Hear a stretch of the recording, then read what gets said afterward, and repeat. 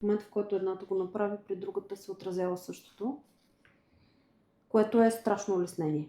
Аз искам да те попитам, нали, в тези два супермаркета на една база данни ли са, на отделни ли са?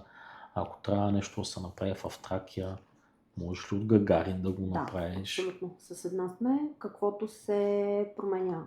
Било то цена, име на даден артикул, да му добавиш баркод, например. В момента, в който едната го направи, при другата се отразява същото, което е страшно улеснение. Да, в реално време. Може да си пуска справки и за двата обекта от едно място, по-отделно или заедно. От всякъде. Да, улеснено е и дори през телефона мога, това, което е много голямо удобство. И така, съчетано просто много не спестява от времето за работа и можем да се насочваме към няколко неща едновременно. Никола също е тук, който занимава с управлението на магазините. Просто на място, на диваните има място за 4 човека и преценихме да покажем данните.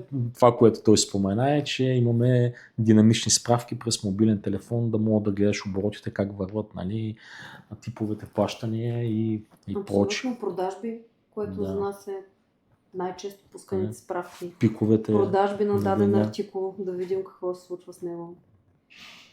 Видове справки различни, нали, файлове, таблици, това също е голямо предимство. Да, за таблото става въпрос тук, за Да. графичните справки.